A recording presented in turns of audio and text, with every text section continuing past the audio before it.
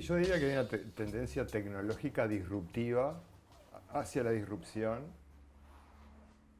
en el entendido de que la disrupción, ya les digo, impulsada por la tecnología, no tanto por la ciencia, este, busca generar nuevos nichos de mercado.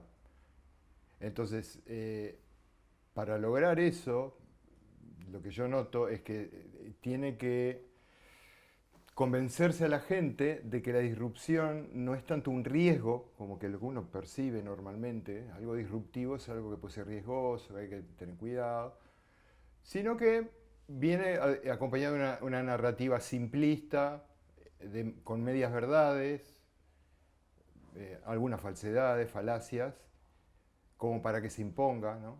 Y ya no se vea como riesgo, sino que al revés, se vea como algo positivo, decir, bueno, qué bueno que es cambiar, ¿no? O sea, es inevitable porque todo avanza hacia, y eso es lo que no sabemos, o sea, sí, nos muestran un panorama transhumanista, como tú decías, o de disrupción mayor, y que bueno, y en el cual incluso el propio individuo queda en una posición bastante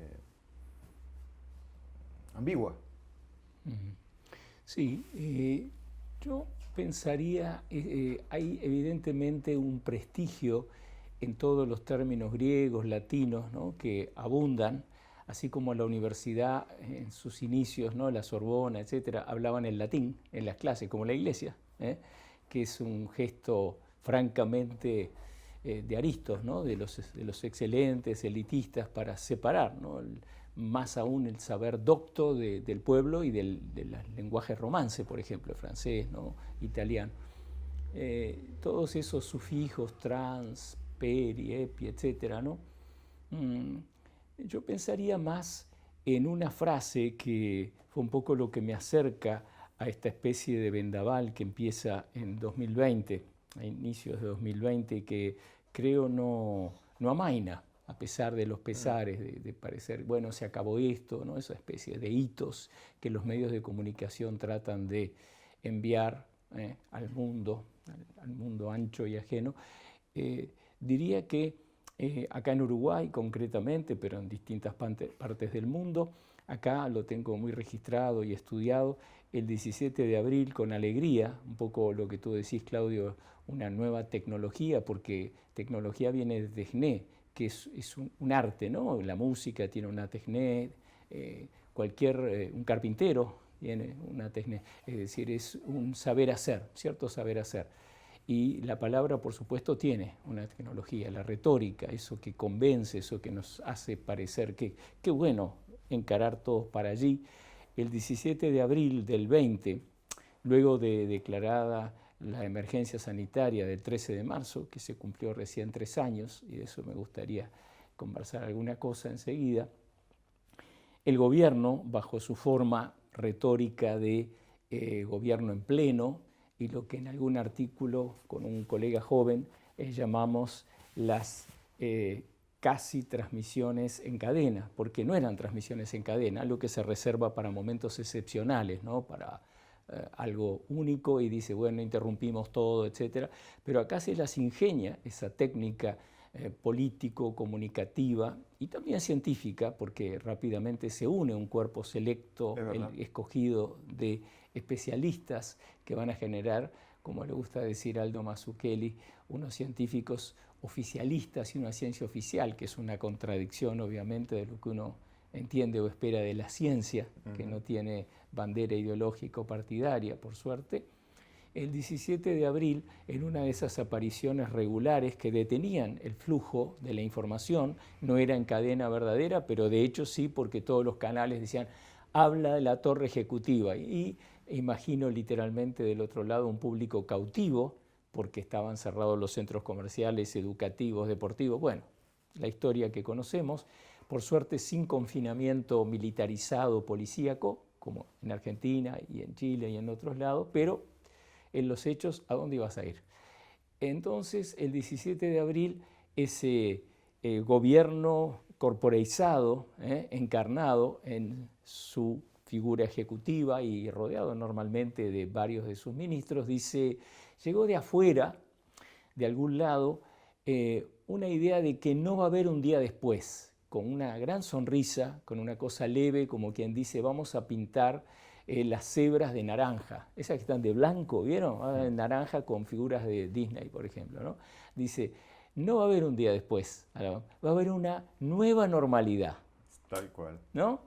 Y eso, creo, sigue afectando nuestras vidas con algo, por decir algo, porque como tú estoy en el mundo académico, que parte de él es la docencia, no es la principal siquiera, ¿no? Junto a investigación, extensión, etcétera, la parte de gestión incluso, tiene uno de los legados para mí ominosos, una tecnología que vino a quedarse y que a mí me inquieta cuando empieza la gente en esas charlas de café, las cosas buenas que dejó la pandemia, todo lo bueno, el legado bueno, ¿no? Que yo todavía estoy por verlo, es la virtualidad de la comunicación aplicada a, entre comillas, la educación. Y lo entrecomillo porque realmente, entiendo, me van a decir el que está enfermo, el que vive lejos, el que no puede venir, y bueno, capaz que el que no puede venir no puede estudiar, no sé.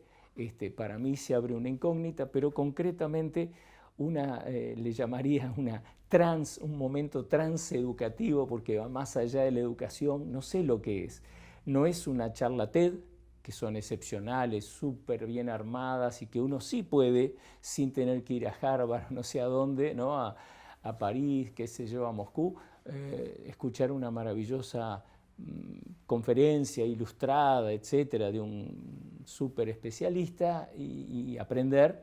Acá estamos hablando de una experiencia que es cuerpo a cuerpo, una experiencia que es en copresencia, que es en interacción, que es la comunicación humana por excelencia, ¿no? De lo que llamó un microsociólogo el orden de la interacción, donde yo los miro, ellos me miran, veo a alguien que tiene una cara de curiosidad y digo, ¿qué no entendiste? ¿No? Y surge todo un metabolismo maravilloso que el Zoom nuestro de cada día, creo que debilita, vuelve anémico, liquida en muchos sentidos. No estoy diciendo que no tenga ningún uso, que no sirva para nada, pero es, retomando tu idea, Claudio, de la tecnología, ahí hay un ejemplo, ¿verdad?, que fue recibido casi como la vacuna, una especie de antídoto al aislamiento del 2020, de todo el 2020 casi, para decir con mucho orgullo, laudelar, por ejemplo, nosotros seguimos, no cerramos un día porque teníamos Zoom, ¿no? Y las computadoras, y en mi facultad, por ejemplo, de información y comunicación, se repartieron a los que no tenían, o sea, todo eso parece casi como lo de la Ceibalita 2, ¿no? Es decir, la maravilla de la tecnología. Pero yo me pregunto, sinceramente, no una pregunta retórica, todo lo que se pierde en esa especie de endiosamiento que hay, que lo percibo, ¿no? De hablar de cursos híbridos o de cursos directamente por Zoom, y puede ser que sea muy pobre, muy fenomenológica mi perspectiva de cómo me va a mí en esos cursos, que los he dado desde el primer semestre del 20, me zambullí en eso, no es que fui reaccionario y dije, no lo haré, lo hice, y tuve suerte, un grupo pequeño, avanzado al comienzo, luego muy mala suerte, un grupo de 500 inicial, pero redondeo así, ¿no? Llamaría, se me ocurre ahora, una instancia transeducativa en el peor sentido, de que lleva la educación aún más allá, la empuja a una especie de punto de no retorno que me deja serias dudas si, como dicen en inglés, no se tira al bebé con el agua, ¿no? Es decir, si justo lo esencial de esa experiencia única, memorable, compleja, desigual, que es el aprendizaje, ¿no? Que es dialógico, desde lo que uno sabe de Sócrates y su método socrático, ¿no?, del diálogo, en adelante, ¿qué pasa con eso? Y me da un poco, decía, de rechazo muy fuerte cuando hablan de qué maravilla las buenas cosas que la tecnología nos trajo, pandemia mediante, una de ellas, sustituir esa vieja estrategia de estar ahí con alguien, mirarlos, sentirnos casi tangiblemente, donde uno casi puede estar más cerca, moverse, hablar, y todo eso en esa ventanita biplana que muchísimas veces no te muestra quién está, porque hay un seudónimo, una planta, un animal doméstico, y con quién estás. Una pantalla negra. Negra, ¿no? Es tétrico. Sí, y esto híbrido a mí me da la impresión de que por ahora llegó para quedarse. Cuento una experiencia así muy rápidamente al pasar de un curso que dábamos en el Cure Maldonado, de química ambiental, y este año hubo menos anotados que nunca, por más que la matrícula es normal. Y una de las razones que daban es que el curso no era híbrido, justamente. Entonces, también desde el otro lado, del lado del estudiantado, se ha generado esa especie de cultura híbrida. Y viste que lo híbrido no es ni una cosa ni lo otro, ¿viste? Entonces, en fin, sí. No le llamaría... Si eso es la nueva normalidad... Lamentablemente. Quisiera agregar una anécdota mía que no lo puedo creer. Si me la contasen diría que alguien está mintiendo, que lo que le voy a decir ahora, como dicen los chicos, que me encantó escucharlo, estuve muchos años fuera del país, le estás poniendo color. Me encantó esa frase, ¿no? No la tenía. Y no le pongo color, lamentablemente. Estuve en una reunión donde había representantes de los órdenes, famosos universitarios, la autonomía, qué bueno, qué bárbaro. Y escuché esto 2 veces. La primera dije, no escuché bien, ¿no? Era presencial. Ahora, ¿no? Después del 22, fue el inicio del 2022. Representante estudiantil, acuérdense que estamos hablando de la universidad, no estamos hablando ni de la escuela ni del liceo, la universidad, y se supone que quien tiene la delegación es alguien que está motivado políticamente, no sé cómo llamarlo, ¿no? Tiene inquietudes, qué sé yo, política, está bien. Vocación, capaz. Vocación, ¿no? Y dice, estábamos discutiendo, dándolo por obvio, que el EUDELAR, en mi caso, mi facultad, la FIC, ¿no? Información, había vuelto a la presencialidad. Estoy hablando de marzo del 22, ¿no? Fenómeno, y ahí interviene la delegación y dice alguien, bueno, lo que pasa es que el híbrido es importante porque hay niños que no quieren venir del interior. Yo no escuché bien, no, me iba a decir niños, ¿dónde estamos? Y no me pongo así, y por suerte hay micrófonos y eso pues se graba. Dijo los niños de vuelta, que los niños se separaban de sus compañeros, sus juegos, todo, entonces no podían volver. Entonces yo me pregunto, ¿no? Con horror, realmente, ¿no? Con horror en el sentido de no lo puedo creer, justo lo que tú decís, ¿no? Yo hablé en uno de los primeros textos que publiqué en Extramuros, como esa especie de oxígeno libre que hizo un grupo de personas, ¿no? Que lo puso ahí por suerte para poder pensar y compartir, que en uno hablé de la tetanización del pensamiento, una metáfora, ¿no? Como el tétano te deja el músculo, ¿no? Agarrotado.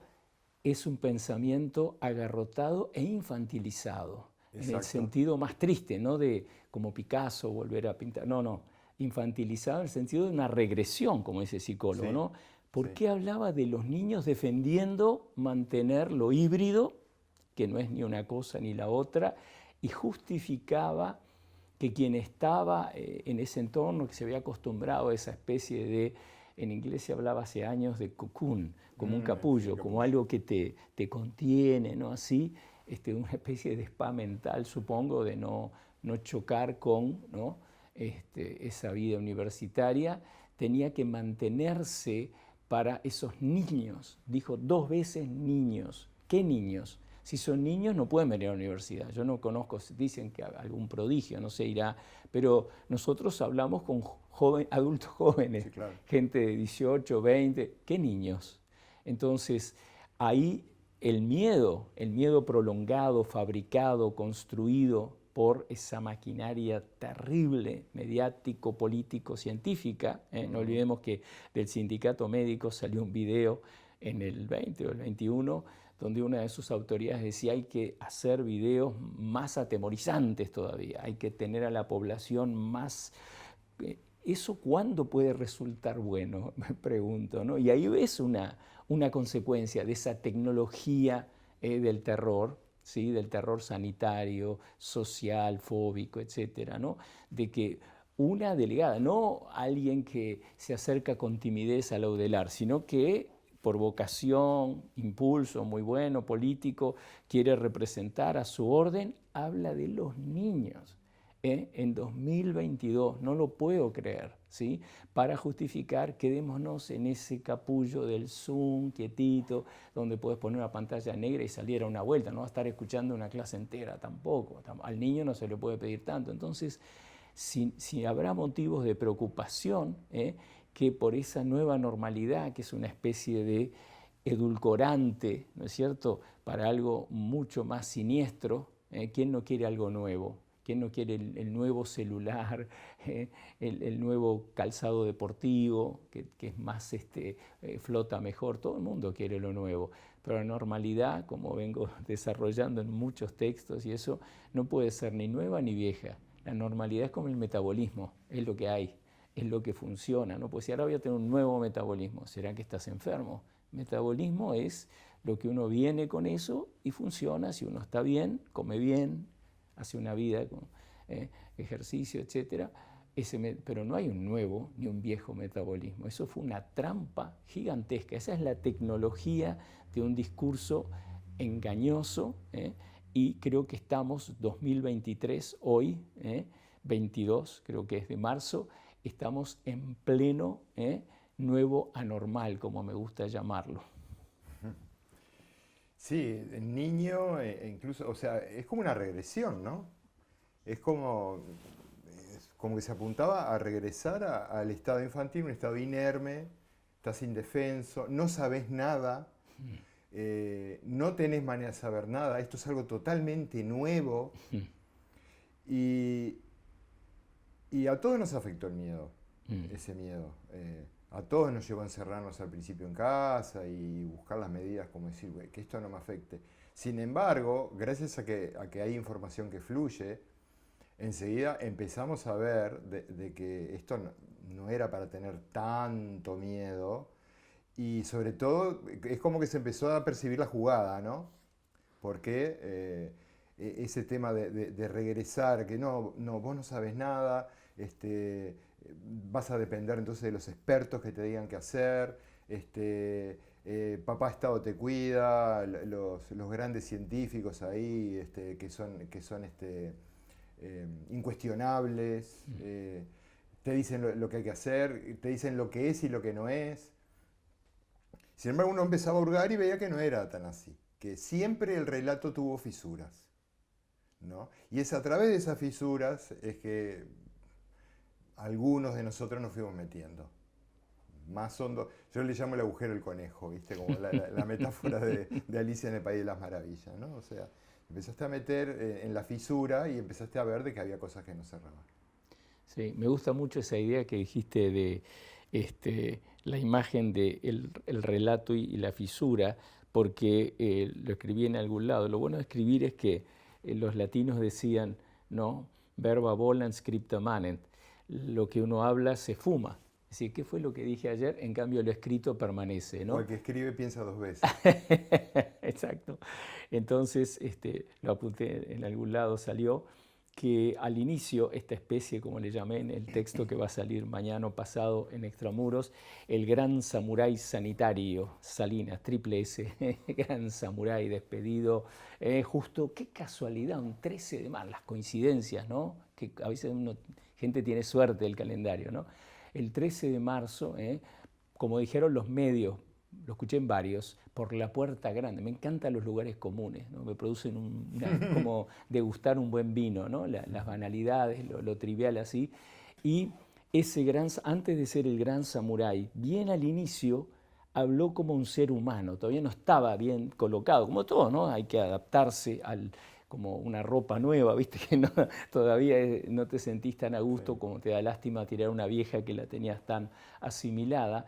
El hoy ex ministro de Salud Pública, doctor Salinas, antes de ser el gran samurái sanitario, dijo, bueno, en la tele, hablando como humano, después de todo hay que aceptar, la muerte es parte de la vida. Me acuerdo. No hablo más después de eso. No.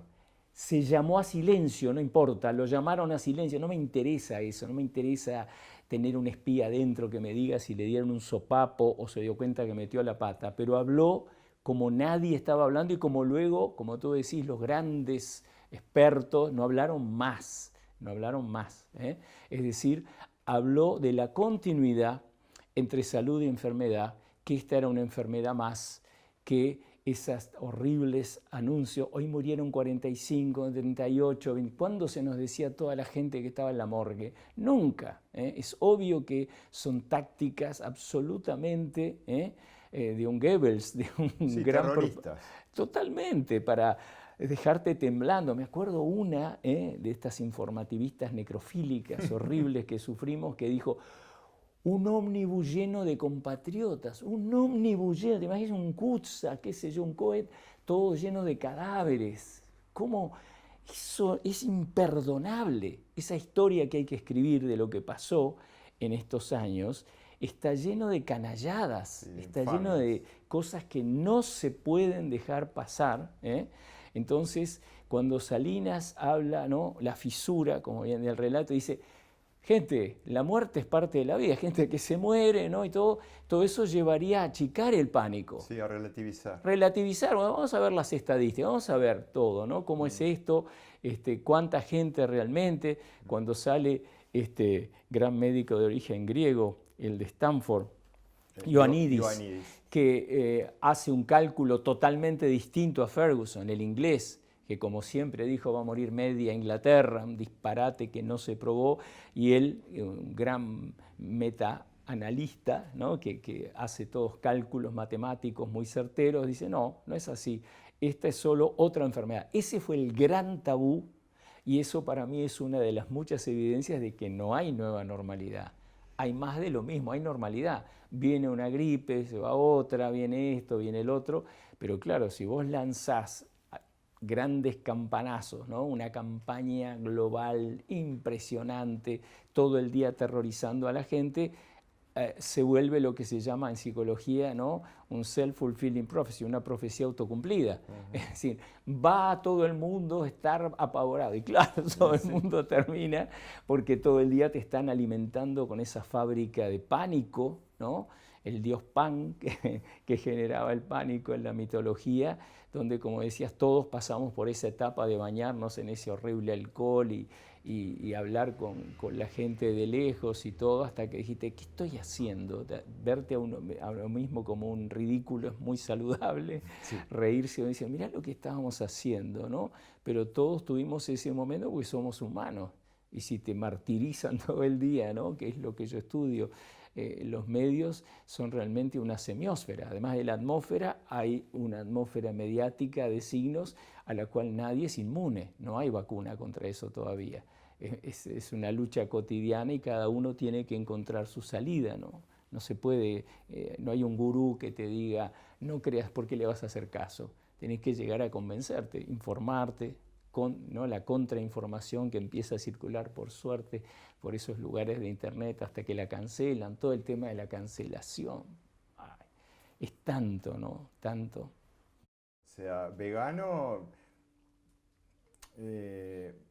o vegetariano, pero con una fuerte componenda ideológica atrás, ¿tá? O sea, ¿por qué? Porque eso del veganismo es interesante ver de dónde viene. ¿Viene de la necesidad de la gente de alimentarse mejor o viene del interés de las corporaciones en imponer nuevos productos biotecnológicos? Yo veo más bien lo segundo. Entonces, digo, sí, vegano, pero alimentate con preparados de alimentos transgénicos o editados génicamente, que es lo que en este momento se viene con mucha fuerza. Y mucho más, hace 2 años, ¿quién se imaginaba de que se iba a normalizar el consumo de harina de insectos? ¿Entendés?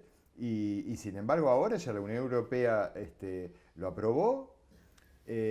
Acá en Uruguay ya hay una fábrica de harina de insectos. Entonces,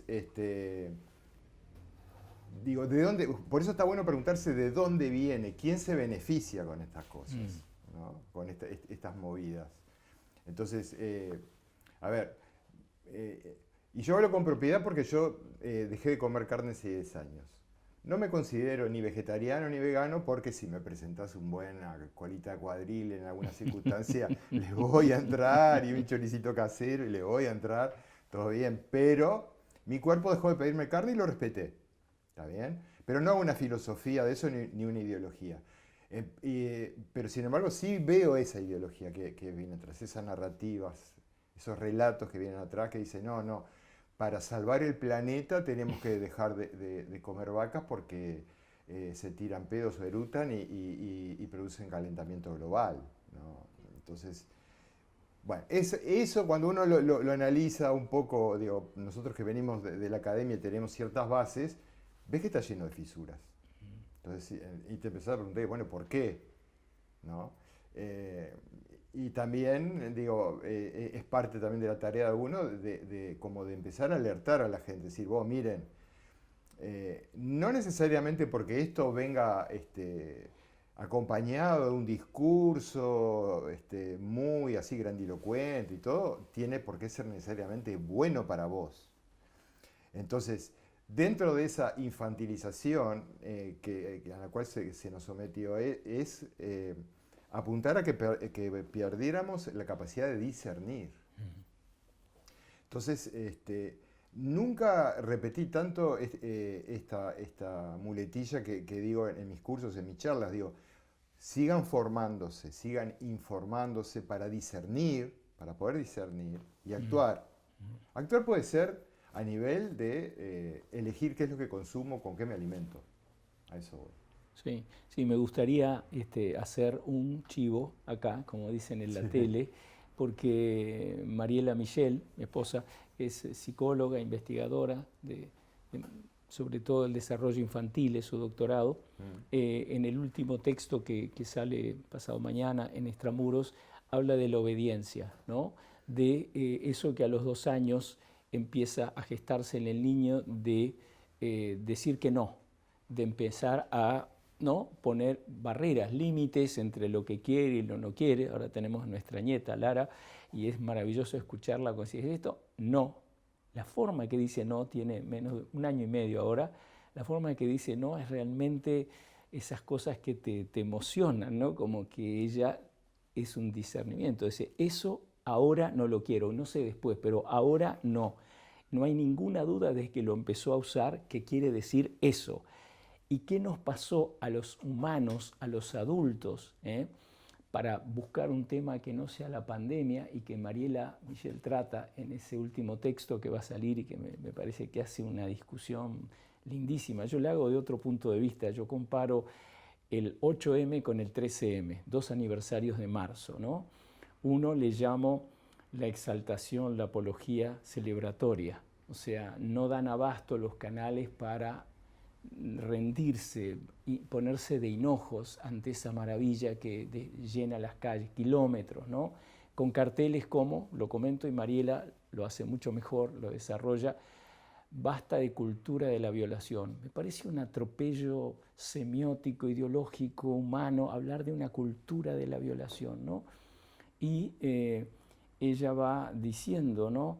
en su análisis cómo hay una imposición de cierto, casi diría yo, una religión, una neorreligión, que hace que obedezcamos cosas que nos cierran, que no pueden ser. Por ejemplo, saltear lo que es, ella toma una nota muy reciente, del 2023, sobre todo este tema feminista, donde pone la escritora, obviamente en la sección feminismo, no sé qué, una denuncia, ¿no? de un acto de agresión frente al crimen. Una cosa es una denuncia, que es un acto jurídico, humano, fantástico, búsqueda de justicia, y otra cosa es que eso se pruebe, que eso efectivamente, ¿no? Porque yo podría, como en la Inquisición, ¿se acuerdan? ¿No? Sí. Yo decía, yo lo vi hablando con el diablo a Claudio, lo vi, sí lo vi, y ya está. Claudio no corría más, es decir, a la hoguera. ¿Cómo no aprendimos nada? Las brujas de Salem, hay una obra de teatro maravillosa de Arthur Miller, es decir, ahí era contra las mujeres, denunciarlas como hechiceras, como que dialogaban con el diablo. Entonces yo comparo, ¿no? De mi lado hablo de la conmemoración sigilosa del 13M, es decir, a través de exaltar a este samurái, Salinas, pero tengo que ir a una columna radial de un cómico acá, y en Estados Unidos un programa de la tele que por suerte lo vieron 4,5 millones de personas, tengo el rating, donde un actor describe un guión imaginario, donde dice, me dieron un guión muy gracioso, un programa cómico como acá era Telecataplum o de Calegrón, y dice, me dieron un guión, dice, me lo puse a leer, dice, y agrega, después de fumar un cigarro de marihuana, donde decía que los cárteles, me encanta como lo dice, los cárteles farmacéuticos, o sea, la mafia farmacéutica, dice, paga a todos los políticos, dice, y a los medios de comunicación para vender un producto que la gente tiene que aplicarse recursivamente y no salir de sus casas hasta que lo hagan. Entonces dije, este libreto, este guión no lo va a comprar nadie, y lo tiré a la basura. No te imaginás la reacción de los medios. Fue el 25 de febrero de ahora, 2023, Woody Harrelson, un gran actor, sí, lo hicieron harina. Sí. Dijeron conspiranoico, un abombado, uno que cuenta teorías antivacunas, por supuesto, ¿no? Porque dice, era una alegoría de la pandemia. No era una alegoría, era transparente. Estaba hablando de lo que pasó, y eso lo digo porque es una conmemoración oblicua, ¿ves? Acá analizo 2 columnas de un payaso radiofónico que se llama Darwin Desbocati, que es Carlos Tanco, donde me encanta, el 8M habla de la publicación de Lancet, donde dice sí, que es mejor la inmunidad natural que 2 vacunas de Pfizer, sí, y vos lo vas escuchando, que no lo puedo yo reproducir en el artículo, lo digo, la rabia que le va subiendo. Llega en un momento a decir, cualquier imbécil sabía que esto de las máscaras no funcionaba, que esto de la inmunidad natural sí funcionaba, pero tiene que ser un payaso, en lo que llamo en el artículo una especie de corredor lateral de la opinión pública, mientras que el gran foro está viendo a Salinas, que lo aplauden en el Ministerio de Salud Pública, y todos diciendo, grande, trajiste la vacuna, trajiste tranquilidad. Y un payaso celebra justo el 8M, eso me gustó mucho, y después, el 14 de marzo, habla de la carta pública de Carmela Ontú, donde ella dice todo el mal que se le hizo, sí, y él le llama un pangolín expiatorio con el humor que tiene, y pasa a destrozar la carta. Y yo reflexiono esto, ¿no? Volviendo a tu idea que me encantó de tecnologías, ¿no? Que no es solo maquínica, sino también de la retórica, porque yo digo, qué fácil destrozar la voz de un individuo, cuando los medios, en inglés hay una expresión muy linda, character assassination, sí, es como te liquidan la reputación, te pulverizan. Dicen, fulano lo vimos haciendo algo espantoso, y le dan, chao, fuiste. Entonces, yo digo, qué fácil reírse de la carta, burlarse de ella, ¿sí? Porque es una sola, y qué difícil pegarle al 8M con su cartelito de una... ¿Cómo va a haber una cultura de la violación? Por favor, no hay ninguna cultura. Eso es una acusación a todos los que llevamos el XY de que somos violadores frustrados, que si nos dejan, a ver, si no hay nadie, salimos a violar. Es como un mundo zombie, no sé. Sí, tal cual. No se puede aceptar eso. Pero ¿qué pasa, Claudio? Hay una extorsión moral. Andá a decir que no. Salí a los medios, te van a llamar nazi, fascista, machirulo, como mínimo, y que estás buscando instalar la cultura de la violación. Entonces, a mí me espanta esa nueva normalidad que hace que algo que nos embromó la vida a todos, como es el 13M, no se pueda conmemorar en serio, a lo grande como debería, invitando a gente como tú, de la biología, gente de la comunicación, lo que sea, y vamos a discutirlo por fin, vamos a hablar qué pasó acá. Nunca se hizo. Nunca. Nunca. Pero es escandaloso, Claudio. Nunca. ¿Cómo no se puede hacer? Estamos en marzo de 3 años y todavía no ha habido... Esto nadie lo puede creer. Lo acabas de demostrar de manera súper clara de que ese artículo de The Lancet quedaría para que fuera tapa de la prensa, Claro. tenga que ser un cómico que respetamos muchísimo en su rol, el que lo dé a conocer al público. Es como una broma. Sí. Es una broma, exactamente. ¿Por qué tiene que ser un payaso que está protegido? Tiene una barrera no sanitaria. Claro. Usted dijo eso. Yo no, este personaje que es un abombado y un gruñón, un viejo de miércoles, que se autodescalifica todo el tiempo. Si lo escuchás, dice, qué sé yo, que soy un idiota, no sé cuánto, ¿no? Incluso dice, cualquier idiota como yo lo vengo diciendo desde el principio, estas cosas de Lancet, ¿no? Entonces... yo digo, algo muy raro sigue pasando, no acabó nada cuando el gobierno dijo... Se instaló una cultura de cancelación. Y eso nosotros dos lo sufrimos en carne propia el año pasado, cuando pretendimos mostrar el trabajo de la revista Extramuros como un ejemplo de trabajo interdisciplinario, en un congreso de interdisciplina organizado por la universidad, y ahí sufrimos la censura de YouTube. Que YouTube no dejó subir el video de la mesa. Y esa mesa era de los pocos momentos del Congreso, hubieron algunos poquitos más, que daban argumentos como para que se discutiera estos temas de otra manera. Claro. Dicho esto, a mí me pasó de interpelar a colegas a los cuales aprecio mucho desde el punto de vista académico, incluso personal, sobre estas fisuras que yo veía. Yo decía, bueno, a ver, yo digo, humildemente te pregunto, ¿el virus está aislado o por qué el corte de la PCR de CT se hace tan alto? ¿Las mascarillas realmente sirven? O sea, son preguntas que uno se hacía desde el área, digamos, biológica que uno más o menos domina, siempre desde la duda, porque yo no pretendía imponer un discurso, simplemente decía, discutamos esto públicamente. ¿Cuál es el rol de unas partículas celulares muy peculiares que se llaman exosomas, que ahora se ha visto que tienen un rol central en la transmisión de diversas patologías, incluso son capaces de hacernos que intercambiemos entre distintas células del cuerpo información como puede ser un ARN?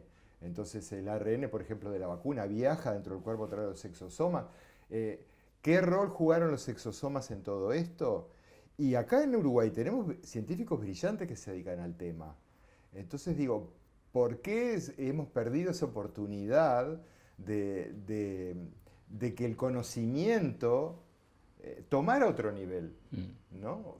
Y no quedarnos en, no, bueno, esto es así, así, y no se discute. Sí, dos cosas sobre lo que dijiste que está buenísimo, ¿no? El debaticidio, ¿no? La ausencia o aniquilación sistemática de una discusión seria en esos medios que siguen gastando horas inútiles, ¿no? De hablar de lo mismo y otra vez y referirse a las mismas personas siempre, ¿no? Ese gach, ex-gach, no importa. Dos cosas.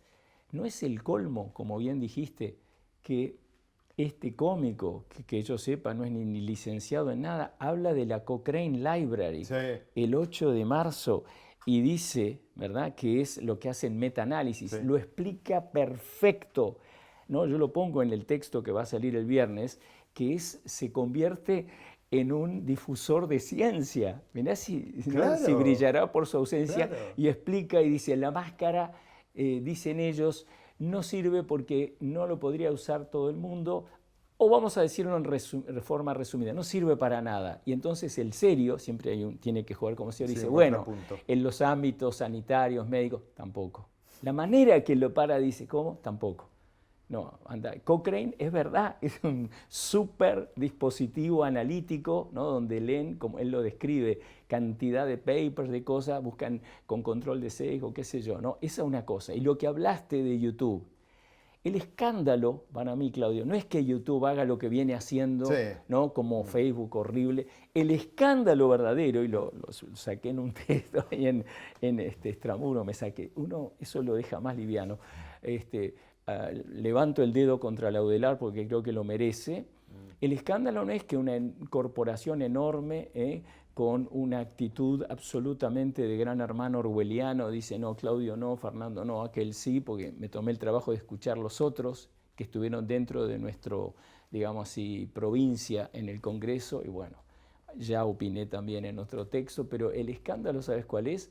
Que Laudelar no denuncie eso. Sí, que no nos proteja. Nada. Nada. Tenía que haber sacado un cartel. Es una vergüenza que YouTube ejerza la censura de tipos académicos con doctorado. El que tenía menos, que era Luis Anastasia, licenciado. Bueno. Los demás teníamos doctorado. Sí, bueno, pero y Luis es un experto en su tema, ¿no? Sabe muchísimo, estuvo fantástico lo que presentó, las gráficas. Sí. O sea, el escándalo es la rendición, la entrega de Laudelar que dice, lo dijo YouTube. ¿Y quién es YouTube? Por eso hablo de cultura de cancelación, porque Claro. es como que se instaló una cultura. Ahí sí hay una cultura, ¿ves? Así como no hay una cultura de la violación, hay una cultura. Ahí hay una cultura. Porque si vos le decís a alguien, si lo dijo el fact-checker, ¿y Claro. quién es el fact-checker? ¿Quién le paga? Como vos bien decías otra cosa que dijiste, como dicen los gringos, seguí la plata. Exacto. ¿Quién le Follow the paga? money. ¿Quién está detrás? Es decir, ¿por qué confías ciegamente como un dogma, ¿no? Como dice Aldo, la ortodoxia COVID, que ese fact-checker, ese supuesto verificador, la tiene clara?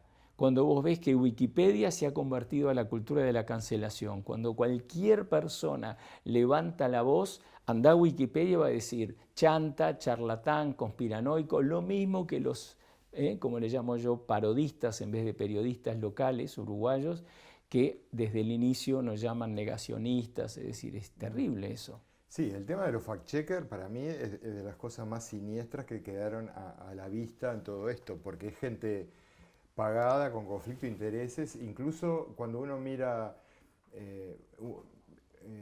se pone como a investigar un poquito quiénes son estas personas, ponen a veces dentro de su currículum que hacen ghostwriting, o sea, escritura fantasma. O sea, se dedican a eso. ¿Saben lo que es escritura fantasma? Es escribir, suponete una corporación te contrata para que vos hagas un paper. A favor. Sí. Pero no sabes nada del tema, te pasan el libreto y vos lo escribís. Claro. Entonces, esta gente profesional de la pseudociencia se convirtieron en divulgadores científicos a través de una cultura, a través de una práctica de cancelación sistemática. Eso me parece algo, pero sí. siniestro. Sí. Y mirá que se tardó en poder ir desarmando de a poco eso, Sí. porque se ha ido desarmando. Ojalá. Y ha perdido bastante legitimidad. Pero, bueno, pero en su momento, claro. digo, lo veíamos en las redes sociales. Vos ponías algo que cuestionaba la narrativa oficial y enseguida te ponían lo que decía el fact-checker. Claro. Como diciendo, pero yo que voy a tener que ponerme a discutir con el fact-checker. Claro. Pero te cuento una reciente. Sí. En la asamblea que hubo en una plaza hace un par de semanas sobre el agua, el uso del agua, ¿no? Con El Sartú, Marcelo Marchese, me dice, yo no iba a hablar, me dice venir, y Mariela también, hablamos un poquito, y yo menciono en un momento, hablo de un continuum entre cosas de la pandemia y cosas que no se hablan de UPM2, del abuso, ¿no? de todo, y digo, es como la información que no se da sobre efectos adversos de la vacuna. Lo cancelaron, lo tuvieron que pasar a Odyssey. O sea, le dijeron, está cancelado, donde hablan del agua, casi nunca pensé, me salió porque fue espontáneo, no lo llevé escrito, y dice, no, porque él comunica, desinforma sobre el tema de la... ¿Qué desinformo? Si no están hablando del exceso de muerte, yo no lo escuché nunca en la tele, ni en la radio, ni en la prensa. No. Entonces no desinformo nada, informo de lo que no se está informando. Lo cancelaron. O sea, no claro. Hay que ir a Odyssey. Está bueno lo que decís porque esa cultura de cancelación en realidad excede mucho más todo este tema de la pandemia o pandemia, como queramos llamarle. Y ya venía de antes, por eso uno estaba más o menos preparado. Pero todo lo que pasó con el tema de agrotóxicos, por ejemplo, que se veía que estaban teniendo un fuerte efecto sobre la población, bueno, hubo toda una cultura para cancelar esos efectos. Conocemos el caso del doctor Andrés Carrasco en Argentina, que él tuvo la valentía de dar a conocer sus resultados de los efectos teratogénicos del glifosato en la prensa antes de que el paper saliera publicado, porque la gravedad de lo que él había encontrado era tal que él dice, yo no me puedo quedar callado, esto se tiene que saber. Y además, él fue transparente, porque eso es importante. Él fue transparente y dijo, miren, yo hice estos experimentos. ¿Está bien? Luego tuvo enorme dificultad para publicar el paper, porque decía, no, porque usted ya estuvo diciendo cómo es el paper, y viste que tiene que ser original, bla, Claro, bla, bla. claro. Bueno, al final lo logró publicar. Y te pongo un ejemplo porque es un ejemplo histórico, pero ejemplos como eso hay varios. ¿Tá? Entonces ahí vamos también a parte de esa cultura de la cancelación, se basa en un silencio sistemático, o silenciar sistemáticamente ciertas cosas que no se traen a la luz pública. Claro. ¿Tá? Por ejemplo, tú hablas de los efectos secundarios. ¿Lo sabían los reguladores de entrada que había? No dijeron nada. No. Nunca nadie, ni siquiera los reguladores lo sabían. Se los callaron. Claro. Eso por poner un ejemplo. Claro. Se sabe que toda tecnología tiene un efecto colateral. Bueno, ¿por qué no se puede permitir a que la gente decida si quiere adoptar o no tal tecnología, sino que simplemente te la ponen como un hecho consumado? Claro. Dice, bueno, esto es lo que hay, como es tecnología, es nueva, debe ser buena. Al menos para nosotros, en lo que los hacemos, es buena. Y eso es algo que permea, Claro. digamos, yo lo que veo, todos los aspectos de la nanobiotecnología, la tecnología de las comunicaciones, todas estas tecnologías que están confluyendo, están avanzando rápidamente gracias a que hay parte de lo que la ciencia investiga sobre las tecnologías que no se dice, porque no tiene lugar para que sea dicho, Claro. o que directamente no se puede investigar porque no hay fondos. Claro. Voy a poner un ejemplo. Y esto es una primicia en castellano. Dentro de las cosas buenas que yo saco de la pandemia es que yo vi que se empezó a hacer ciencia de otra manera, en algunos ámbitos. Por ejemplo, a través de algunas redes sociales. Vamos a mencionar la Twitter. ¿Tá? Hay científicos de altísimo nivel que uno no los conocía porque capaz que eran de otro palo. Y bueno, está. Empezaban a intercambiar entre sí las figuritas. Mirá, yo llegué a tal cosa, mirá este paper, mirá este otro, haciendo una especie de metaanálisis en tiempo real y llegando a conclusiones que de otra manera no hubieran salido. Pero lo que ha salido en los últimos días, y esto me parece que está bueno que se sepa, es que estas vacunas con ARN mensajero modificado están contaminadas con el ADN molde del ARN mensajero. Están contaminadas en una cantidad no despreciable, muy alta. Eso habla de un error de diseño, un error en el control de calidad y un error en la regulación de dejar pasar estas cosas. Porque una cosa es que te estén inyectando ARN mensajero modificado, pero otra cosa es que te estén inyectando ADN. ¿Qué consecuencia tiene? Y bueno, el ADN, vos fíjate que en primer lugar es el molde para que se produzca más de eso. De esa sustancia, ese ARN. Claro, como la matriz. Es la matriz, exactamente. Otra cosa es que el ADN se puede integrar a tu ADN. Porque el ARN, para que se integre el ADN, cosa que no está descartada, pero todavía no está probada fehacientemente, es que se tiene que retrocopiar ADN y el ADN es el que se integra. No se integra el ARN al ADN del genoma. Claro. Pero acá si te están dando ADN directamente, hay chances de que se pueda estar dando esto. Yo no digo que se esté dando, digo, hay chances y son mucho mayores que cuando nos mintieron, porque vamos a decir la verdad, de decir, no, esto es ARN mensajero. No solo no es ARN mensajero, sino que es una molécula sintética con estructura de ARN, pero altamente modificada, es un ARN mensajero altamente modificado bioquímicamente, pero que además trae, y por esto vuelvo al tema de que las tecnologías tienen efectos secundarios no deseados, no previstos, y más en estas tecnologías disruptivas, nuevas, que nunca se aplicaron en esta escala, porque acá hay un tema de escala. Claro. Una cosa es hacer una RNA mensajero en un tubo de ensayo y otra cosa es hacerlo en un Para incubador de miles de millones. litros Claro. para miles y miles de millones de dosis. Mm, ¿Tá? claro. Entonces, ¿cómo puede ser que eso no se esté controlando? Y no es difícil de controlar. Mm, ¿Por qué no lo hacen? claro. Me pregunto. Claro, ahí vuelvo a un punto anterior, ¿no? Que retomo ese texto que me encantó de Mariela Michel sobre la obediencia y me hace acordar algo que ella y yo usamos en alguna oportunidad. Hay un libro clásico de una psicoanalista alemana, Alice Miller, que se llama Por tu propio bien, que analiza por qué el nazismo prendió como prendió en Alemania, ¿no? Y habla de la educación, ¿no? Claro. Y creo que ahí tenemos que detenernos, y a mí me espanta, así como hablé de ese ejemplo post-pandemia, ¿no?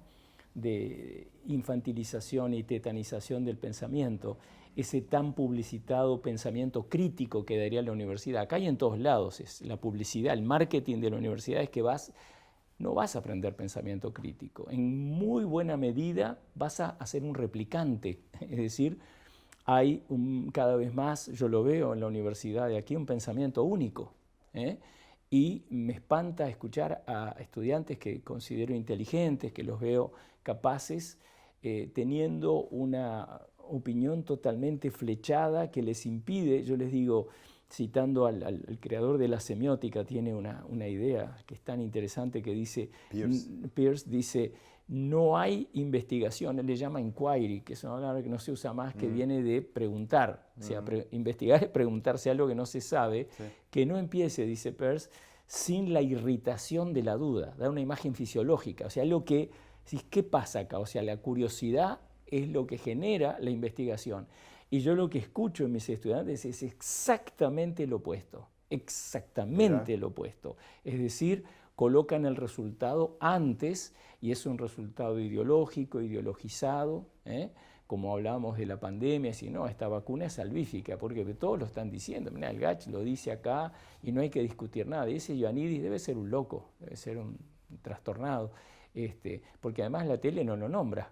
Yo no lo veo, no veo a Ioannidis en la radio, nada, ¿no? Y tenemos que ir, como decíamos, mirá qué cosa patética, realmente patética, escuchar a un payaso que lo hace bastante bien esa divulgación científica, hay que escuchar, el 8M lo hizo, que me encantó que lo hiciera una especie de contra-celebración el día 8M, en la segunda parte de su columna, que es como 45 minutos, habla de Lancet, habla de Cochrane Library, pero sobre todo lo que hace más lindo es da rienda suelta a la rabia, una rabia muy grande diciendo esto lo sabía cualquier estúpido, dice, y llega a un clima diciendo el último de los imbéciles lo tenía claro. ¿Por qué les demoraron tanto en llegar a esto?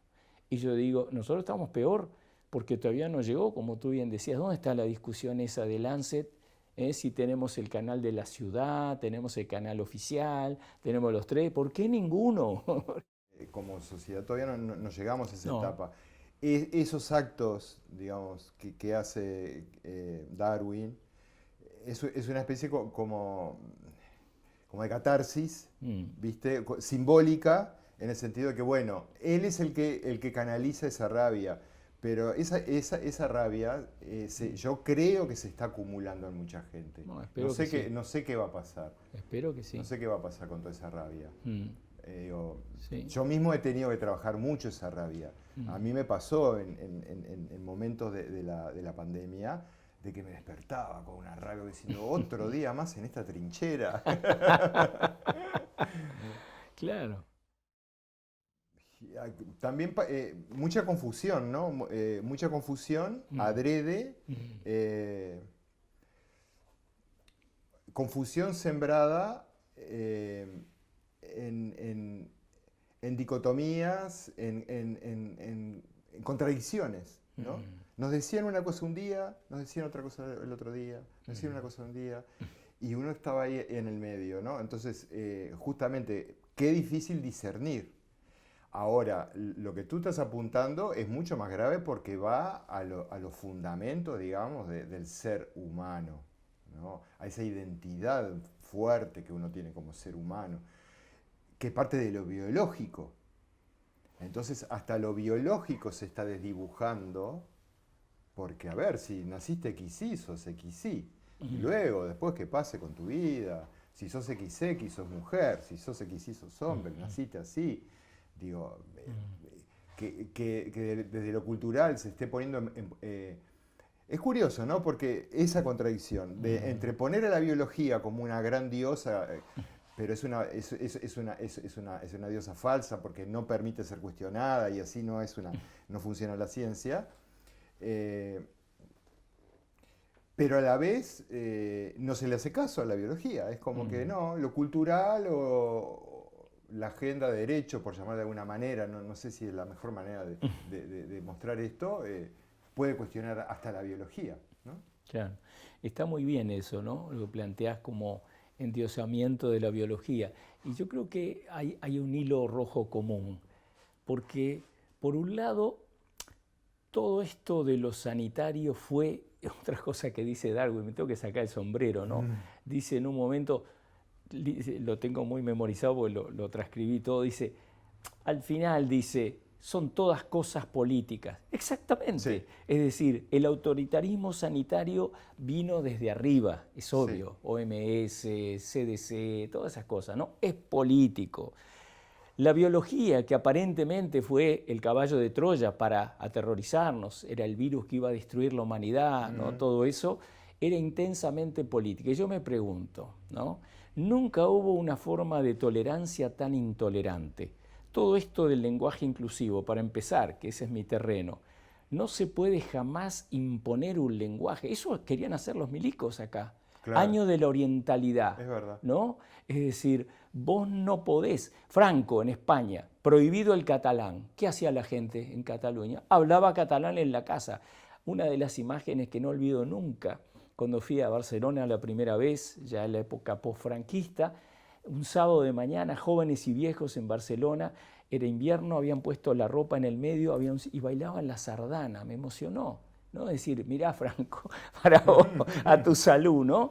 Es decir, no se pueden imponer los signos. De vuelta, no hay nueva normalidad, no hay lenguaje inclusivo como forma de etiqueta, salvo como forma de trepador, es decir, si querés trepar en la universidad, yo entraría a mi clase y diría, hola, les estudiantes, amigues, qué sé yo.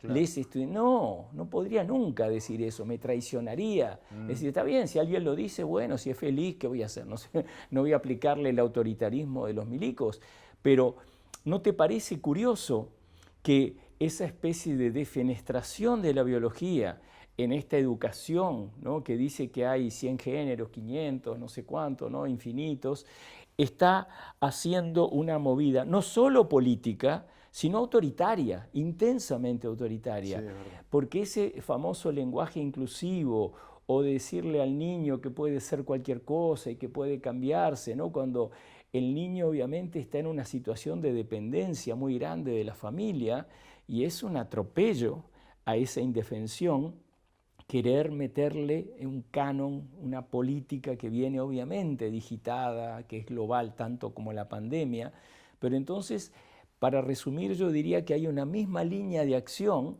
que en una, supuestamente, la malvada de la película es la biología que constriñe al ser humano a ese binarismo, XXXY, cuando eso se llama naturaleza, que cada uno la puede vivir, como sabemos, las culturas, los colores, todo eso ya es muy viejo, que los esquimales tenían muchas palabras para nieve, todo eso, pero muy diferente es ir en contra de eso como una imposición, es decir, generarte conflicto e incertidumbre cuando no lo hay, hacerte sentir mal por hablar sin inclusivo, ¿no?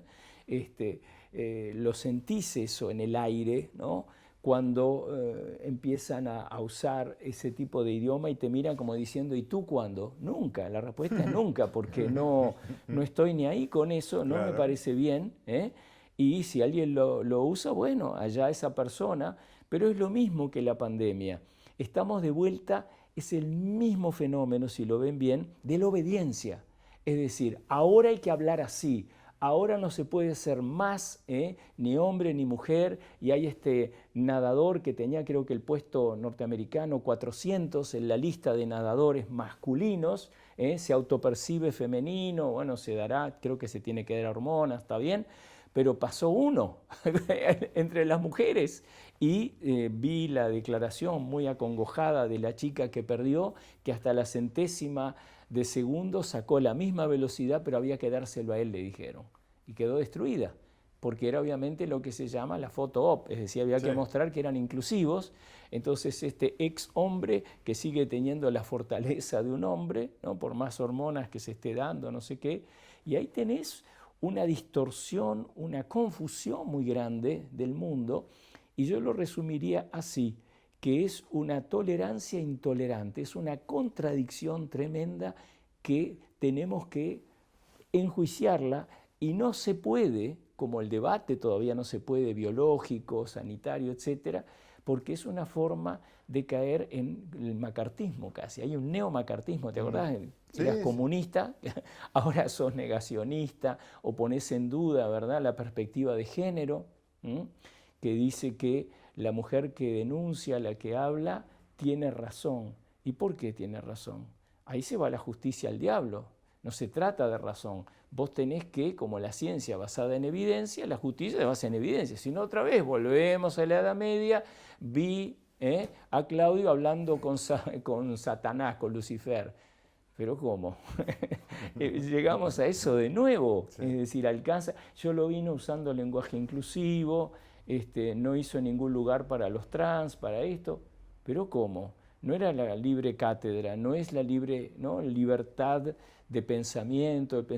El pensamiento crítico se incinera así. Vos no podés tener una calle flechada donde todos victoreen eso siendo lo que sea eso. Algunos creerán que ese RNA mensajero, ¿no?, es lo, ARN en inglés es RNA, ARN mensajero es lo máximo, y como decís tú, no está probado, existe el falibilismo siempre en ciencia, sí, que viene ese ADN que sería terrible, pero hay que considerarlo, si no pasa a ser dogma. Claro. Cuando la iglesia dice hay uno que es 3 y 3 en 1, no puedes decir, a mí me parece que no. Te tenés que ir, porque ¿no?, el dogma trinitario del Padre, el Hijo y Espíritu Santo es eso. Es decir, yo veo que son 4, no, 2,5. Es eso, pero está bien, se llama religión. Esto no puede ser ni la perspectiva de género, que violenta la justicia, deja al hombre mal parado, ¿no? No se busca la equidad. Claro, está buenísimo que la mujer y el hombre ganen lo mismo, que tengan oportunidades de ser biólogos, está fenómeno. Hoy leí, no sé si es cierto o no, que 70% de los que entran a Odelar son de XX, son de género femenino. Lo veo en las clases, pero yo estoy en el lado de ciencias sociales y humanas. Pero hay muchas mujeres. Sí. Entonces, no sé, esas cosas hay que verlas. El dogma lo que hace es que no te deja ver nada, te flecha la cabeza, y todo termina en eso. Estamos cada vez más obedientes. La obediencia va contra el mito de Prometeo. ¿Para qué nos trajeron el fuego? ¿Para qué la iluminación? ¿Para qué la mente? ¿No? Es para rebelarte contra lo que te parece que está equivocado. Puedes estar equivocado. Por supuesto. Obviamente. En mis análisis de los informativos desde el 2020 hasta hoy, y lo que hago con la columna de Darwin, alguien puede decir, qué abombado, ¿no? Yo mismo lo pongo en el texto del final. Digo, ¿para qué perder tiempo con esto?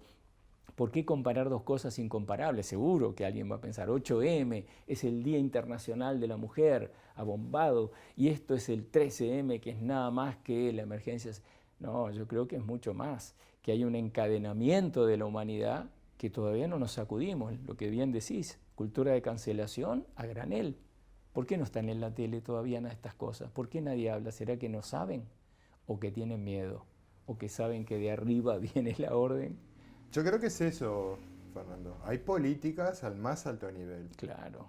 Hay agendas al más alto nivel. Claro. Digo, se sabe que todo esto de la pandemia tuvo una serie de antecedentes que se rastrean por lo menos hasta el año 2001, de manera muy explícita. Claro. Acordate cuando liberaron el Anthrax después del 11S, sí, y que enseguida aparece el remedio mágico de parte de una de las figuras más importantes de Estados Unidos, que decía que era dueño de la empresa que vendía esa especie de antídoto.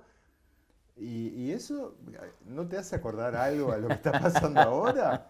Claro, Sí, claro, claro, después con el SARS, después con el MERS, después con el ébola. claro. Hay puntos en común. eh, por eso te digo que algunas cosas buenas yo saco, porque desde el Mm, punto de vista de la ciencia, se están sacando muchos trapitos al sol, mm, que tengo la esperanza de que sirvan que para el futuro se logre hacer una ciencia más libre, más mm, digna, mm, pero va a haber que limpiar muchas cosas y sobre todo va a haber que sincerarse mucho. Porque si ninguno, si ninguna persona es capaz de bajarse de ese orgullo que parece que tenemos los mm, científicos, ¿no? Porque es como que la sociedad nos ha puesto en ese rol de que lo que dice el científico es inapelable, está científicamente comprobado, y bien sabemos que no, que la ciencia en sí no funciona. eh, y el científico se la cree, entonces claro, no, yo lo que no veo es esa capacidad autocrítica, claro, porque ¿qué más me gustaría a mí que yo dé un argumento y me diga, no, no, mira, Claudio, vos estás re equivocado porque mm, pasa esto, esto, esto? Yo no tengo problema con eso. claro. Al contrario, me divertiría mucho y, digo, hoy veía una entrevista al que era el director del CDC, Robert Redfield. Búsquenlo, Robert Redfield. eh, un tipo, pero virólogo, súper brillante. Mira, A ver, el director de la CDC cuando empieza la pandemia. Y él analiza los datos que tenía al inicio y dice, este virus es artificial, mira, ha sido manipulado. mira, ¿Tá? Y lo pone sobre la mesa. ¿Y qué hace todo el resto de esa comandita, Fauci, Daszak, Farrar, Collins? Lo sacan. mira, lo destituyeron. No, lo cancelan. Ah, No lo invitan a las reuniones, claro, la prensa no lo llama, ¿entendés? Él claro. termina renunciando. Porque está linda la historia del mercado ese del murciélago y el pangolín, Bueno, él ¿no? justamente Está con sus buenísimo. datos dice, esto no empezó en enero de 2020, esto empezó en agosto, septiembre de 2019 y tengo los datos. Entonces Claro, ya toda la narrativa se empieza a caer. claro. ¿Y por qué traigo esto a colación? Porque no es que Claudio llegó a esa conclusión, es porque estoy repitiendo lo que dice un tipo que está absolutamente, es como Ioannidis, pero de la virología, Mira, no lo justamente no lo la conocía. disciplina central en todo Claro, esto, claro. ¿no? Sí. Entonces, él justamente lo que llama es eso, dice, ¿por qué? Estamos a tiempo todavía, ¿por qué no se liberan los datos? No sé si se sabía saben que los datos de las secuencias de los virus fueron borradas, de los Mm, SARS-CoV, fueron borradas de la base de datos de China unos meses antes que esto pasara. mm, Fueron borradas. O sea, a lo que se apela es a eso, a hacer desaparecer datos mm. cruciales. Mira, no ¿Tá? sabía. Mm. Sí, hay un texto famoso, ¿no? De Edward Said, un palestino norteamericano que se llama Orientalismo, donde muestra cómo el cine americano para encarnar los villanos usaba chinos, Sí, mexicanos, ¿no? claro. Oscuros. Y acá yo hablaba del chivo expiatorio, obvio, que fue y sigue siendo Carmela Untú, esta mujer de acá, Mm. pero si pensás en ese mercado que decían que había bichos vivos, ¿no? Donde el pangolín y el murciélago Sí, ahora es es, el raccoon, como es sí, sí, el el mapache. mapache. Es una película de terror, de asco para un occidental. Claro. Primero porque es la China, ¿no? Luego un lugar sucio, Ujú. promiscuo, caótico, cuando si es una fuga o lanzado de un laboratorio es otro relato muy distinto. Y si es todavía financiado aparentemente por Fauci, ¿Qué es lo que dice desde Redfield? el ¿no? El National Health Institute, Sí, si es sí. financiado por Estados Unidos, eso ya parece una novela surrealista, que sea Estados Unidos que financia lo que supuestamente mató, dicen, 600.000 norteamericanos, ¿no? Es la cifra que ellos dan, que es todo muy, yo diría, sospechoso, pero financiado, o sea, fabricado por ellos, ¿no? Ujú. Pero mira qué relatos distintos. Ese mercado que parece de una especie de cueva de Alí Baba, pero en versión Sí, gótica, maldita, sí. y el otro que es una tecnología muy avanzada, ¿no? Una Nanotecnología tecnología que de ya había guerra. mostrado sus riesgos, que se llama ganancia de función, que había sido prohibida en Estados Unidos en el 2014 y que la siguieron haciendo desviando fondos Fuera. hacia China. Sí, o a Ucrania, O aparentemente. a Ucrania también, sí, sí, sí. Claro. Metabiota y todas esas Claro, compañías. claro. Sí. Sí, sí. Entonces, qué mundo complejo, ¿no? Qué mundo complejo. Y qué silenciado que está Claro. en los medios. Pero yo vuelvo a insistir que de las partes positivas de todo esto es que todo esto se empieza a poner de manifiesto. Qué bueno. Sí, o sea, hace 3 años sospechábamos, veíamos a estos filántropos que salidos no se sabe de dónde, sí, claro, tienen mucha plata, pero Claro. ninguno de ellos tiene los conocimientos necesarios como para estar haciendo los discursos que están haciendo, O las vacunas. proponiendo políticas a nivel global, reducción de la población, vacunación masiva, no tendrás nadie, será feliz, en fin, el transhumanismo, todo eso. Claro. ¿Ah?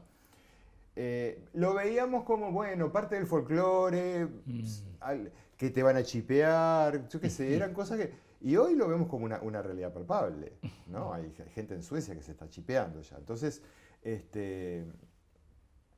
me parece que está bueno que esto ya empiece a tomar más cariz pública. Claro, no en los medios masivos de comunicación, eso también nos está quedando claro, de que por ahí ya no va...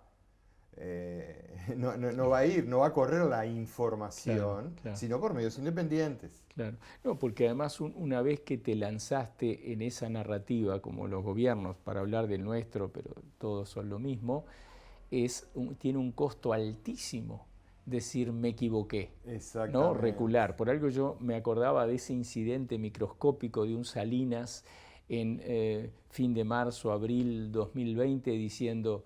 La muerte, gente, es parte de la vida, o sea, hablando como alguien racional y sobre todo achicando el pánico, y después nunca más escuchamos otros Salinas y bueno, todos los políticos se suben a esa especie de moto supersónica de vamos a vacunar, a seguir protocolos, la palabra, ¿no? Protocolizar la vida, usar el infame trapo en la cara aunque no sirva para nada y obligar a los, como esclavos casi, a los pobres empleados a estar, imagínate, 8 o 10 horas respirando su propio aliento para supuestamente bien de la humanidad.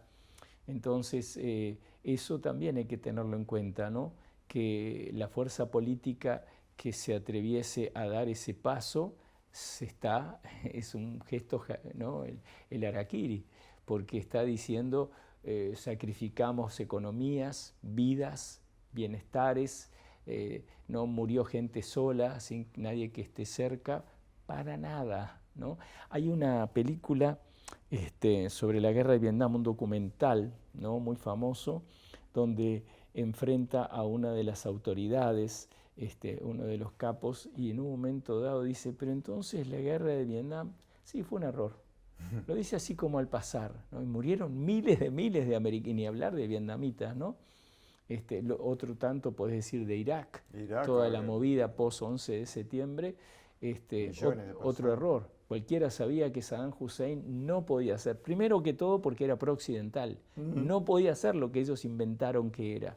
No era como los otros de Arabia Saudita, es el colmo, el aliado de Estados Unidos, que sí eran fanáticos y tenían las madrazas y todo eso, eran ellos, no Saddam Hussein, que sería lo que fuese autoritario, pero no era, no buscaba eso de la yihad ni nada. Pero entonces no se podría hoy, creo que con la pandemia, y lo mismo está pasando para ese tema que tocamos, sobre la perspectiva de género, esa educación inclusiva, todas esas cosas, cada vez que se va asentando más, lamentablemente, parece más difícil luego recular y decir, ay, la macaneamos. Mariela encontró un video de gente que se opera, hombres, ¿no? Y que se arrepienten, se suicidan, tienen unas vidas terribles. De eso no se habla, qué curioso, no se habla nada. Las víctimas, los daños colaterales. De vuelta, ¿no? Es decir, solo se dice que pueden entrar al baño de las mujeres, todas esas cosas, ¿no? Diciendo, si no te gusta, fascista, pero no se dice el daño psíquico, porque con la naturaleza, como tú estás con los transgénicos, no se juega gratuitamente. no se empieza a toquetear eso así. No niego que habrá gente que tiene disforia sexual, que tiene problemas, sí, hay muchas clases de problemas, pero de ahí a imponer eso como la idea de, vuelvo a lo mismo, cultura de violación, que es una verdadera blasfemia, ¿no? Nos llama a todos los hombres violadores. ¿Cómo es eso? Es como si entrase a una fiesta y de un amigo y dice, te vamos a revisar a ver si robaste algo. No se puede hacer eso, es decir, no vas más a esa casa, ¿no? Es lo mismo si te preguntas entras a una casa si vas a violar a alguien. No se puede. Y eso es lo que quiere decir ese rótulo, ese lema, ¿no?, que llevaban con alegría muchas mujeres el 8 de marzo del 23, y cuando pasó la violación grupal del cordón, que no se ha aprobado nada, y que salió una marcha especialmente contra la violación grupal del cordón, que no estaba absolutamente probada, era solo una denuncia que aparentemente, por lo que yo escuché, no ha sido verificada por, ¿no?, la evidencia ni nada, pero hubo una cuyo lema era contra la cultura de la violación. O sea, si lo de Goebbels, ¿no?, el ministro de propaganda de Hitler, tanto que les da miedo el nazismo, si repetís una mentira 50.000 veces y tenés toda la complicidad política de los medios y los científicos con el silencio, ¿no?, los etólogos, en fin, que deberían, pero están, yo creo, bajo el yugo de la perspectiva de género. Deben tener terror de decir algo que vaya contra esa doxa. Entonces se va volviendo verdad. Sí, efectivamente hay una cultura de violación, todos los hombres nacen violadores. ¿Cómo es eso? ¿Cómo es eso? Es un atropello a la razón, como decía el tango, no puede ser. Sí, el cuerpo humano ha pasado a ser el campo de experimentación, claro. A ver, cuando se va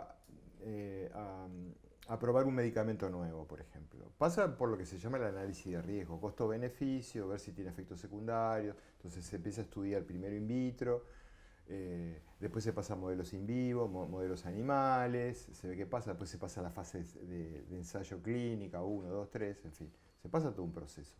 Acá yo lo que veo es que se están saltando etapas, alegremente, entonces se está experimentando, ¿sí? Se ha pasado a experimentar sobre el cuerpo humano.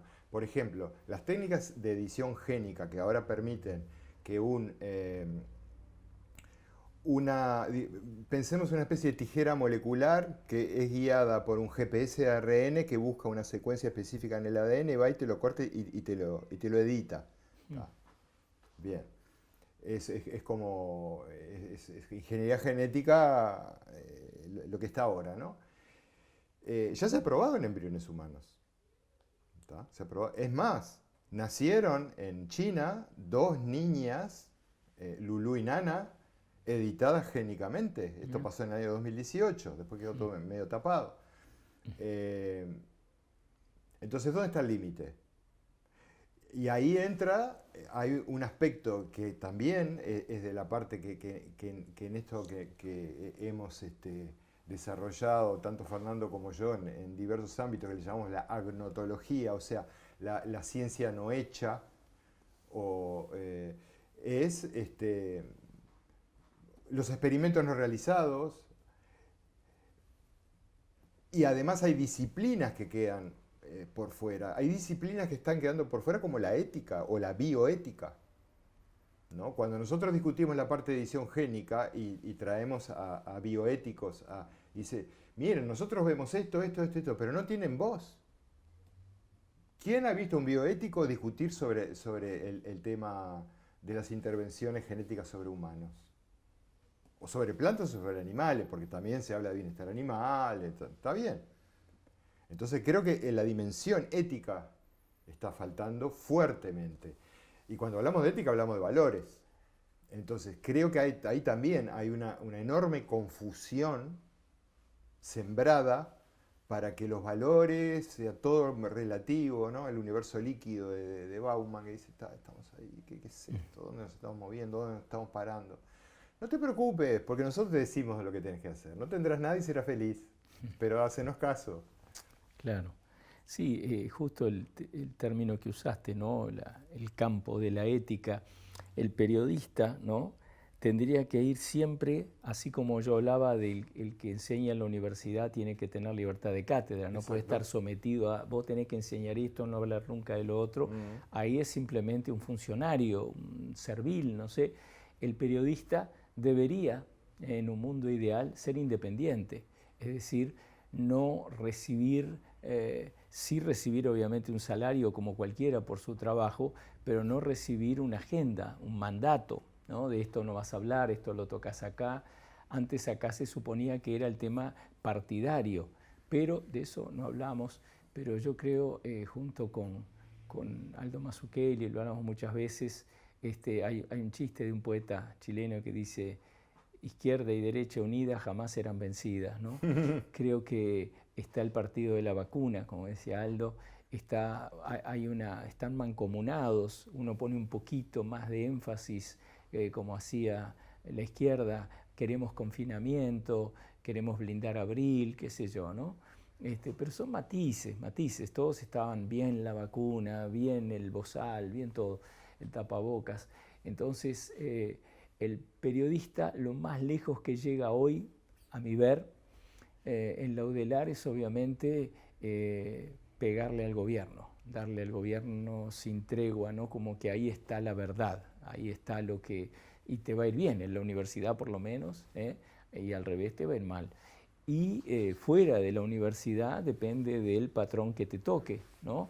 Pero hay una convergencia de silencio, como decía el agente F-86 cuando yo era chico, el cono de silencio, ¿no? Sí. Un cono de silencio sobre temas como el que no sabía de ese Redford, ¿no? Del virólogo, del CDC, Robert Redfield. Fauci solamente lo vi en los medios, de verdad, esto lo digo, pero no es que yo los haya leído todos, pero traté de leer bastante en pandemia, cuando Moratorio dijo que amaba a Fauci porque fueron los dos consagrados como científicos del año, creo, en el 20, cuando dijeron que Moratorio era un gran valor, y Fauci, y él dijo: yo lo amo a Fauci, lo admiro, ese es mi héroe, ¿no? Esa es la única intervención que vi sobre Fauci en los medios masivos, estamos hablando siempre masivos, después está Internet, los portales, todo. Entonces, ¿cómo puede el periodista, lo que debería hacer no es tan distinto al científico, a lo que haces tú, de buscar la verdad, ¿no? Y la verdad está muchas veces ridiculizada, ¿no? Sí. Y de vuelta, vuelvo al inicio porque estoy indignado todavía un poco, si tenemos que esperar de un bufón radiofónico para que diga, ¿no?, cómo se ignoró la verdad tanto tiempo, estamos realmente mal, ¿no? Pero un periodista debería tener como horizonte, como meta transpartidaria, ahí sí usaría la palabra trans con alegría, hacia más allá del partido, y no bobear todo el día, ¿verdad?, buscando lo que obviamente viene escrito como mandamientos, pegale acá a este y el otro pegale al otro, sino temas como este, ¿no?, de efectos adversos, crecimiento de la mortalidad, esas cosas que son no tocadas, ¿sirvió realmente el tapabocas para algo o solo para mostrar un acatamiento completamente quebrado de las personas que teníamos que ponernos para entrar a supermercados, a donde fuera, y éramos seguidos, porque con Mariela nos bajábamos todo lo posible. A mí también me pasó. Y nos perseguían cuando entrabas a un shopping, a un supermercado. Me peleé una vez en uno de esos supermercados grandes porque literalmente me persiguió y le dije: déjeme tranquilo, no me siga más. Entonces, todo eso que parece estar, ¿no?, un manto de silencio tan espeso, quizás es lo más importante, ¿no? Si el 8M es lo más importante que nunca pasó para la emancipación humana, yo tengo serias dudas, así como admiro, y en clase siempre me gusta el ejemplo de las sufragettes, las que pelearon por el voto, y digo siempre en clase, me encanta pensar cómo la primera de esas mujeres, ¿no?, en el siglo, fines del XIX, dice: ¿y por qué no votamos? La admiro sin conocerla, incondicionalmente, que las demás se van a haber reído: estás loca, tu lugar es acá, en la cocina, ¿no? Y esa imagen de los caballos pegándoles, ¿no?, cuando salen con los carteles, ¿quién puede ignorar que hay luchas que hicieron las mujeres, hicieron los hombres por una vida más libre, más justa? Pero eso no quiere decir que vale todo. No quiere decir que si están defendiendo culturas de la violación o viva lo trans y todo eso sin pensar en efectos adversos, en cosas, uno tenga que adherir, ¿no? Salvo que quiera, lamentablemente, de vuelta subir, ¿no? Porque, ¿sabes? Eso también me llama la atención, que no se den cuenta, que para el cínico, para el hipócrita, el tartufo, como le llamo en un artículo, ¿no? El personaje de Molière, es obvio que si quiero llegar lejos en la universidad, ¿qué tengo que hacer? Acá está, te voy a dar un canon, tenés que hacer esto, decir esto siempre. Yo no creo, pero decirlo igual, perfecto. Va a subir esa persona, es así.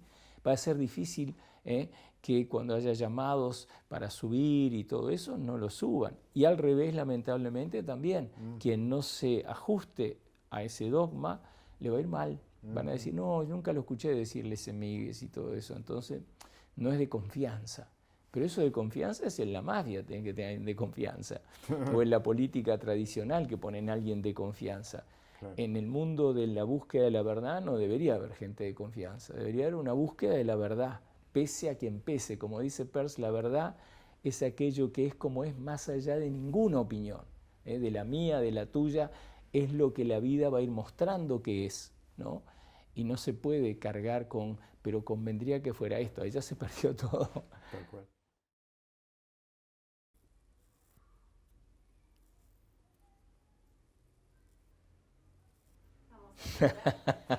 Yo tengo.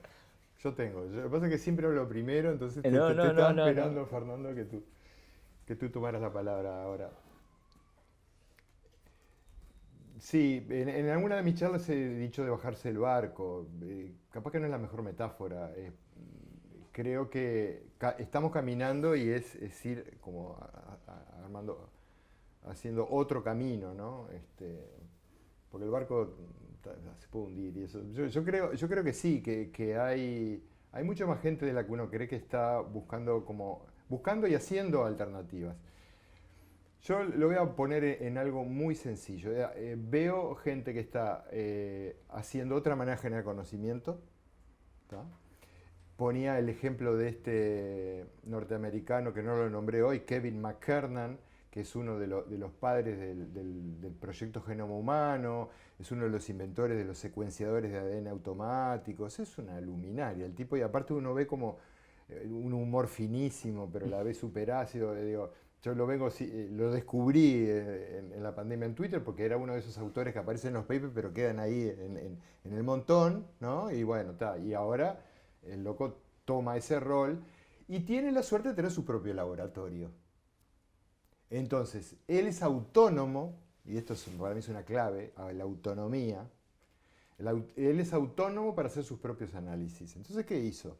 Él estaba buscando unos controles, en fin, no voy a entrar en esos detalles técnicos, y le llegan unos viales de la vacuna, los analiza y encuentra ese ADN. Entonces, enseguida, al otro día que tenía los análisis, él los publica en un blog y pone todo su descubrimiento y pone todas las tablas que fue sacando de sus lecturas y medidas para que la gente lo replique. Eso se llama ciencia abierta, ciencia ciudadana. Entonces, a nivel de ciencia, yo veo que sí, que hay una manera de hacer ciencia abierta, ciencia ciudadana, ciencia libre, ciencia digna. Hay científicos todavía así. ¿Viste?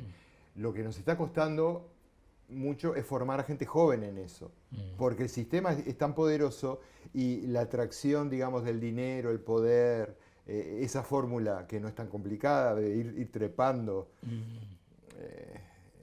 ¿viste? Te lo ponen como hoja de ruta, entonces decís, bueno, es publish or perish, ¿no? Publicar o perecer, entonces te convierte en una máquina de publicación.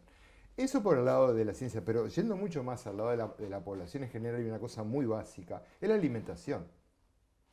Entonces yo lo que vi en la pandemia, como estoy vinculado a la agroecología, tuve la suerte de conocer y de trabajar junto a la gente que escribió el Plan Nacional de Agroecología, y nosotros hemos trabajado en nuestro laboratorio haciendo certificaciones y analizando transgénicos y todo eso, nos ha dado como un rol, digamos, de asesores en la parte molecular ¿no? De la parte en agroecología. O sea, suena un poco contradictorio porque la agroecología no tiene transgénicos, pero sin embargo nosotros probamos que no tengan transgénicos. ¿Me explico? Ayudamos a certificar de que una hamburguesa de soja que se vende en el supermercado con una etiqueta que dice certificada no transgénica es porque le hicimos el análisis y realmente no lo es, no es un chucu. Ese tipo de cosas. Son cosas laterales y después de la interdisciplina, analizando la interdisciplina que era en la agroecología, en fin. La cuestión es que eso me acercó a los productores, o sea, me llevó a territorio, me llevó a conocer iniciativas que van desde la huerta escolar, la huerta familiar, la huerta individual, la huerta en los apartamentos, la huerta en un rincón de un parque, la huerta vecinal, la huerta en un pueblo, como puede ser en Aguas Dulces. Entonces yo veo que hay como una sabiduría que está circulando, apoyada por la gente que sabe de agroecología formalmente, está circulando de manera horizontal. Entonces yo creo en alternativas de tipo horizontal. Eso es lo que creo. No creo que este sistema vaya a cambiar. Entonces, pero tampoco creo que vayan a ganar, como tú decís, van a ganar. Yo no sé si van a ganar. Porque tiene tales contradicciones internas, está basado en tanta mentira, que tú lo mencionabas, se cae por su propio peso. Ahora sí, que tienen el poder, eso no tengo la menor duda. El poder material, el poder militar, el poder económico. Pero eso no lo es todo en la vida. Pensemos en lo que es nuestra vida cotidiana, el día a día. Entonces, bueno, a partir de lo que le damos realmente importancia y dónde ponemos nuestro foco, ahí va a estar nuestra conciencia. Entonces, digo, tenemos que trabajar sobre nuestros miedos, mucho, porque todo apunta que si no es esto, ahora apareció el hongo famoso que parece que te come vivo, y antes era el virus del mono, y no sé qué, no sé cuánto, y siempre van a estar inventando cosas para darte miedo, y miedo, y miedo. Bueno, hay que hacer un trabajo interno primero, decir, bueno, a ver, pasan los días y yo estoy lo más bien, la mamá de Mariela nunca se engripó, ¿viste? O sea, pasan cosas buenas, y vaya que pasan cosas buenas. Entonces, parándose en un mundo que para mí es maravilloso, decir, bueno, sintonicemos con el mundo. En la naturaleza están las respuestas. Claro. Sí, yo retomo algo que dijiste, ¿no? De la revolución de la vida cotidiana, ¿no? Si algo quedó de ese mayo del 68, ¿no?